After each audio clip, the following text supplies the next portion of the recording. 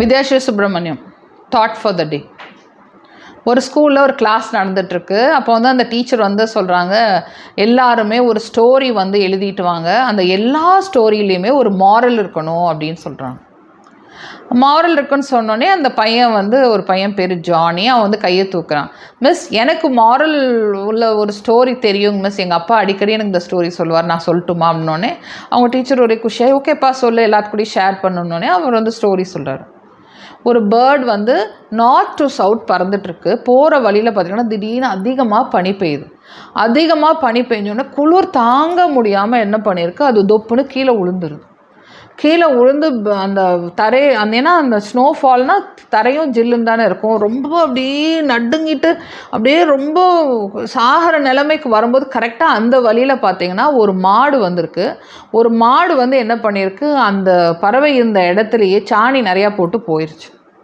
இந்த சாணி வந்து சூடாக இருக்கும் இல்லையா, உடம்புலேருந்து அப்போ தானே வந்திருக்கும். சாணி சூடு வந்தோடனே இந்த பறவைக்கு வந்து அப்படியே அந்த உயிர் வந்துடுது, அந்த ஜில் போயிடுது, அந்த வார்ம்த் வந்து அதை உயிர் பொழைக்க வச்சிருது.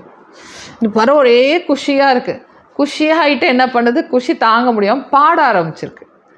பாட ஆரம்பித்தோடனே அந்த வழியில் வந்து ஒரு பூனை போயிருக்கு. ஒரு பூனை, ஏதோ ஒரு பாட்டெல்லாம் கேட்குதே, என்ன பாட்டுன்னு போய் பார்க்கலாம் அப்படின்னு சொல்லிட்டு அது என்ன பண்ணியிருக்கு, இந்த சாணியை சுற்றி சுற்றி வந்துச்சு.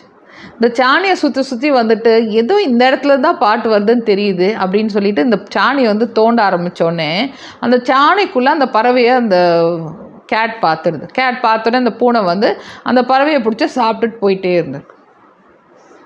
ஸோ ஜானி வந்து இதோட கழுதையை முடிச்சுக்கிறான்.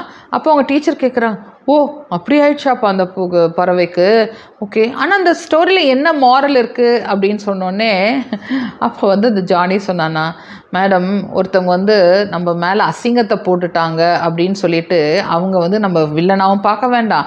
ஒருத்தவங்க வந்து நம்மக்கிட்ட நல்லா நம்மளை தோண்டி அந்த சாணி போட்டுச்சு இல்லையா, சாணி போடும்போது நம்ம மேலே ஒரு சாணியை போட்டுடுச்சேன்னு நம்ம வந்து மாடை பார்த்து திட்டம் வேணாம். நம்ம சாணிக்குள்ளேருந்து பறித்து நம்மக்கிட்ட ஃப்ரெண்ட்லியாக பேசுதேன்னு சொல்லிட்டு பூனையை வந்து நம்ம ஃப்ரெண்டாக ஏற்றுக்க வேண்டாம் அப்படின்னு சொன்னாங்க. இதுதான் நம்ம வாழ்க்கையிலையும் உள்ள மாரல் ஆஃப் த ஸ்டோரி. நம்மக்கிட்ட சிலவங்க வந்து ரொம்ப தேனொழுக பேசுவாங்க, ரொம்ப நைஸாக பேசுவாங்க, ரொம்ப செல்லமாக பேசுவாங்க, அப்படியே ரொம்ப ஒழுகிட்டே இருப்பாங்க இல்லையா, அவங்க வந்து நல்ல ஃப்ரெண்டும் கிடையாது.